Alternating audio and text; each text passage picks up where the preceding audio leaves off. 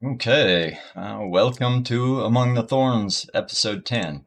I figured to celebrate actually putting 10 episodes up and getting tens of views, um, I would do something just slightly different this time. And I'm going to try, anyway, to give kind of an abridged testimony. I don't know why, but I'm kind of a private person. I really don't even want my face up on the internet. I thought about doing my videos without, you know, putting my face up. But then from the videos I watch, I like to be able to see people's faces. So I was like, well, I'll just do it. So, yeah, I have a hard time telling my testimony. I don't know why. So I apologize if I struggle a little bit. But I guess so. Partially, even though the main topic of the channel, I don't intend for it always to be on pornography addiction, but because of the fact that that has been one of my biggest struggles, that will play a prominent role in my testimony. Of how I came to be a Christian. But I'm gonna go ahead and I'm gonna try this. Try not to ramble too long to avoid talking. So I grew up in a Christian household with loving parents, three siblings, but two of them are older, so I really grew up with one of my siblings, my sister. And really normal childhood. In fact, I really don't remember much of anything, partially because my memory's terrible, and partially because I think it was just pretty boring, which is all in all a good thing. I mean, there's just nothing terrible or remarkable for the most part, at least until I became a teenager. And then I just kind of made efforts to seemingly screw up my own life, probably, is the best way to see it. So at I think it was about 12 years old, is the first time I stumbled onto pornography. It was just a pop-up banner ad that, popped up in the middle of nowhere. I immediately recognized it, even though, my parents hadn't told me anything about it, as being something shameful. But I also was immediately drawn to it, as most people are. I was kind of repulsed on one hand and intrigued on the other. And that started an addiction which would last me maybe nearly 2 decades. I don't know that I've actually, yeah, probably 2 decades. So initially, this was in the days of dial-up. And so unlike kids today, I didn't have access to really videos. I would have had to actually download them, which would have taken hours, I'm sure, for a short 5-minute clip. So it's interesting to me that I became so addicted just based on largely pictures and stories, actually, too, because I really enjoyed reading. And so because I had dial-up internet, and even the pictures would take, 5 minutes to load one picture. So I found myself reading stories, erotic stories, as much as I was looking at pornography, which, to my understanding, that actually is more of a draw. Men are more visually engaged, whereas from what I hear, women are more likely, they're more likely to romanticize. They're more likely to fantasize in a certain way. They're more likely to be drawn to erotic stories. But I get the addiction to that still. And what's interesting to me is, I guess after you've seen pornography for a long time, I don't remember most of it. Blessedly. I don't know if that's because my memory's terrible. I can remember certain vividly just particularly horrifying images that I would consider them horrifying now. Probably consider some of them horrifying anyway. But I largely don't remember the majority of the content that I've seen. But I can remember nearly every single one of those erotic stories. And so in a way, they actually were maybe more negatively impactful than just the images. In my particular case, unfortunately, I even stumbled into, I don't know if it was less well regulated back then or what, but I mean, I stumbled into some pretty disturbing pornography, I'm not going to go into detail on anything, but I mean, there was stuff that was, and the stories too. A lot of the stories, I don't know why, were, I guess because it wasn't an image, they could be more perverse in nature. And so I stumbled onto, things that were bestial in nature. I stumbled onto, of course, there was the pornography that was homosexual in nature. Weirdly, so that's something interesting about that. I forgot to close Discord. Now I've got verses popping up, and that's fine. Whatever. I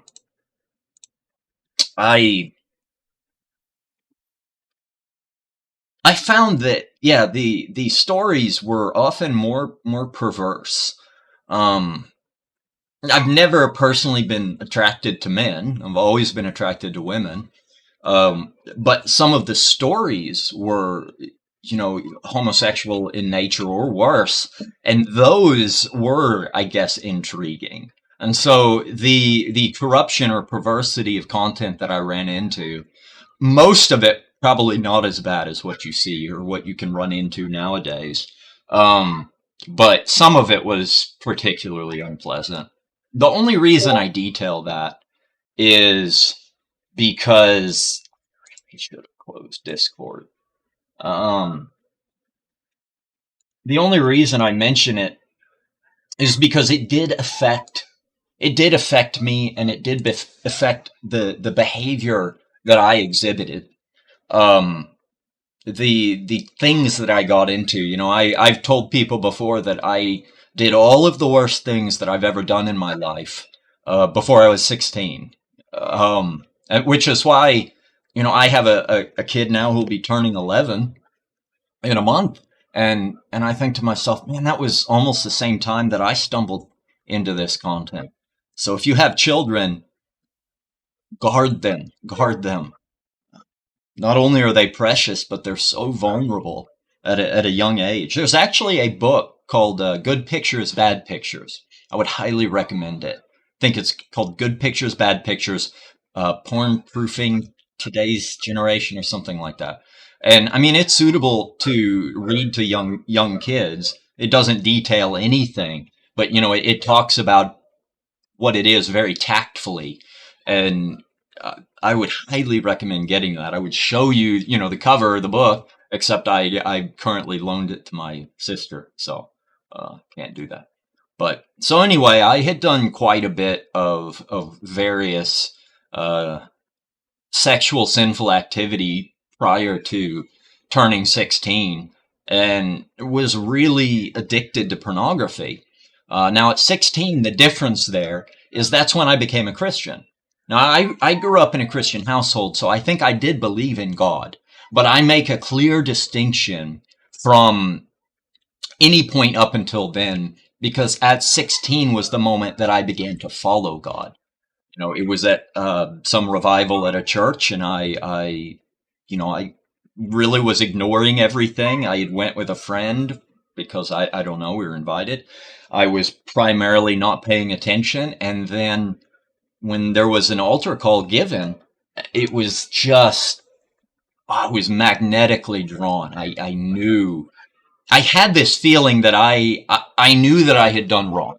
I felt very wicked and very corrupt. And I felt that I did want to become a Christian and that I did want to eventually follow God, but I felt the need to try to fix myself before I came to God. And it was at that moment that I realized I I could not fix myself, but also that God wanted me, that He already loved me how I was. And I really do believe that if God loved and desired me, that surely He must love and desire anybody. Without getting into any detail of the obscene nature of the addictions that I had fallen into at such a young age. I know that two of them are labeled as, in the Old Testament, being worthy of a death penalty, if I had been a Jew. And so, not paltry, small things. But from that moment on, I never looked at pornography again. No, unfortunately, that's not the case. I think for probably maybe a few months after I got saved, I was like, I'm cured. Now there was a remarkable difference in the sense that prior to that, I didn't struggle with pornography because any chance that I had to dive in, I was all in. I didn't struggle because I didn't try to fight it. I've heard people say, "Oh, well, I'm not addicted to pornography," and I'll ask them, "Well, have you ever tried to quit?" That's the real question. Because yeah, you might feel like, well, I'm not addicted to it, and then you try to quit, and then suddenly you're like, this is going to be a lot more difficult than I thought. So yeah, I struggled with that addiction, and it really created a lot of problems for me in the sense that over time I really came to hate myself because of it. I came to hate myself, and I came to hate humanity. So even though I was quite a zealous young Christian, I was torn. The Bible says if you don't love your brother, not talking about your biological brother, you could see that as your neighbor, or you could see that probably primarily as your brother in Christ, your fellow Christian. If you don't love them, then you don't love God. And I struggled with that because I didn't love people. I hated myself, and that it's difficult to love other people, if you hate yourself. So I had problems with that. So I kind of got it into my head that, when I was younger, I was like, "Oh, I'm gonna be single. I don't really care for a wife. I don't want one."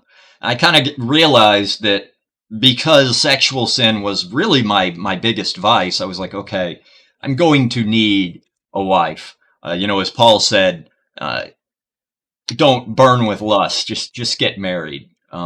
If that's such a great need for you, I highly paraphrase that.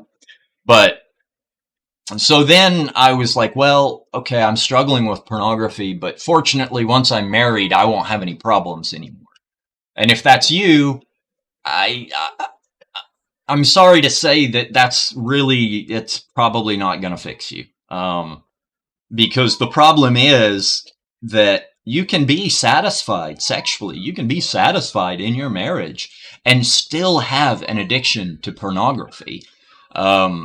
It's not really about satisfaction. It's not really about sex. It's an entirely different thing. So, I got married when I was 20, almost 21. Still married today, 15, 16 years later, however long it's been. And beautiful wife who has stuck with me through difficult times. And so to speed things up, though, because I want to wrap this up. So, as you do, I had difficult situations happen. I think probably my biggest, after being a Christian, not the biggest difficulty to happen to me, but in my early Christian life, I had a role model, a mentor, who kind of I felt betrayed me. And now I get it more. But he almost had an affair, and he really was a real mentor, but he almost had an affair with a young woman. He was married, And I call it a quasi affair because it was emotional, but it didn't go to the physical. I hope, to my knowledge. And of course, it had to be a particular young woman that I thought I was in love with, and so it was just all the more hurtful. So that caused difficulties for me for a long time. But I do know it did. I didn't think it shook my faith. Looking back, I realized that it actually did, because I did struggle for a while with Christianity, because it was a youth pastor. It was my youth pastor that had done it, and it it really cuts you deep. Well, I I like to research things. I like to study things. I guess I'm semi intellectual. I'm not terribly intelligent. I'm not terribly stupid, but I like to read. And so I looked up every other world religion. I looked up information on cults. I studied everything I could. Um, Read up on Christianity, read up on Islam, read up on Hinduism, Buddhism, and then various very unknown ones. And of course, I looked into the now dead religions, for the most part dead, of the Norse mythologies, of Greek mythology, and I looked into pretty much any belief system I could, atheism, and at the end of it, I came to the decision that Christianity, out of all of them, both that it made the most sense, but also that I just, deep inside, that I just really, truly, that was the one that I believed was true. That really, I mean, that's really what it came down to in the end. Because after I filled my head with all of these different facts about all of these other religions, it became really chaotic, really busy inside my head, inside my soul. But it was Christianity, it was Christ, it was God the Father that resonated with me. And I just believed it to be true. I mean, intellectually, it made the most sense to me, but I really just came to a moment where I was like, okay, this is the truth. I'm going all in. And I think I can probably fast forward the rest of my life until more recently. Um, and this is the last and the worst thing to ever happen to me. I fell really ill about 5 years ago, um, and with who knows what. Actually, that's one thing that, that's when my faith in modern medicine, science, or human knowledge really got shaken. Not that honestly I put that much stock in it. I knew that it wasn't, what you see on TV. I knew they weren't going to come in and scan you with a tricorder like on Star Trek and know what was wrong. But after going to countless specialists, after having, gallons of blood taken and drawn and tested, and going up to the Mayo Clinic, and after having every possible avenue that they could look into exhausted, they finally just stuck me in the categories of what they call fibromyalgia, if you've heard of that, chronic fatigue syndrome, myalgic encephalomyalitis, I think is what my doctor most recently kind of pinned on me. And it's been difficult. But and the reason I add this as part of my testimony, though, is because through all of that difficult time, and I mean bad, just, imagine you get sick with the flu, really bad flu, you're achy, you hurt all over, you're nauseous, you feel like, well, feverish, although usually I'm not actually feverish. Your skin hurts. Imagine you get sick with that and then you just never get better. So every day is like that. For 5 years. Actually, it's worse than that too. I mean, it'll feel like little daggers stabbing me all over. Like I don't know, like you've been skinned and they stuck your skin back on inside out. But the fatigue is actually the worst part. You just feel like you're laboring under heavy gravity, and that's a kind way to put it. Um, it affects even your mind. It's not just your body. You feel like, oh, I don't want to lift my arm, but it feels like, I've seen it said that, it feels like they call it brain fog, like you're thinking through fog. But it's more like mud for me. It's like my thoughts are mud. It's been really difficult. Through all of that, I've found that my wife has been just the most honorable, most faithful, strongest woman I think that I've ever met. Um, and were it not for her and my kids, this would be much more difficult. Though ultimately, if it weren't for God, then, I mean, I definitely at points of despair from the pain of it all, the thought of self-deletion definitely was tempting. And I've never been one, even though I've struggled with depression at times throughout my life, I've never been one to give in to those kind of thoughts. But it definitely was dark, painful at times. Um, I but here's why. This is why it has to do with my testimony, because I took all of that pain and I gave it to God, and God is able. I think pain in and of itself, suffering in and of itself, is not a good thing. That's very unpleasant. It's a negative in our lives. But pain put into the hands of God can be very useful.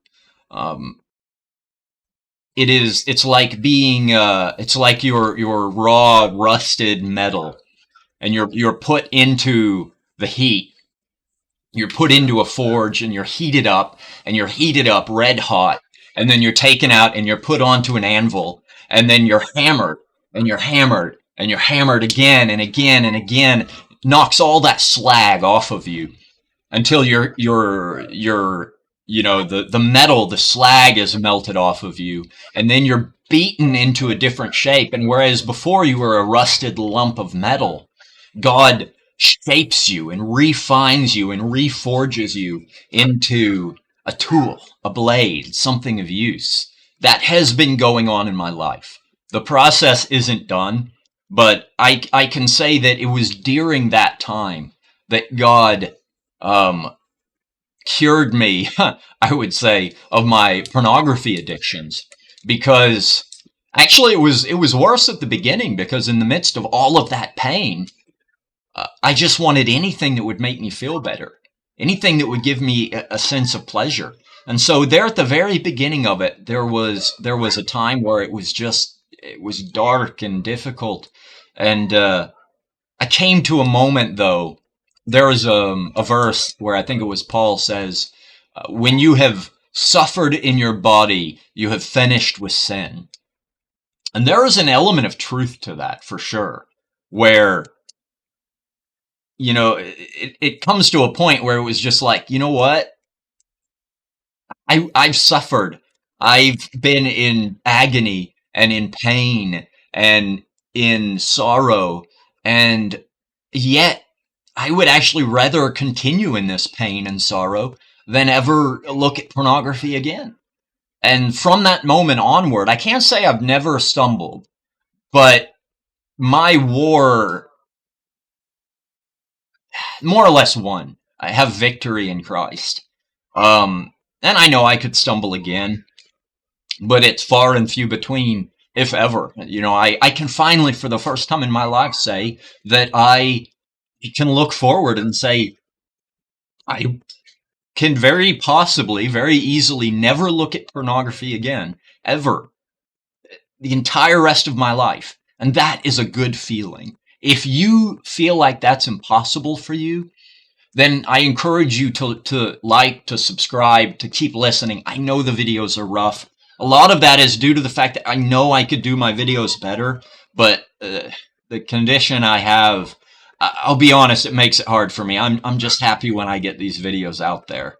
And so I just want to say that there is hope and there is victory. And all you have to do is suffer in intense agony and in torture for about 2 or 3 years, and you'll be good. No, there are other people that have found victory otherwise. That happened to be my saving grace. But God used the suffering in my life for good, and but He can use whatever you're going through in your life for good as well. And so I just want to thank you. I know this was a little bit of a longer episode and a little bit of a different episode. And if you actually stuck it through to the end, well done. But next week, I'll get back onto the topic of pornography addiction, more specifically, tactics, traits, things that you can do to overcome. And eventually, I want to move on to other distractions, other thorns in the Christian life. But thank you once again, and I'll see you next time.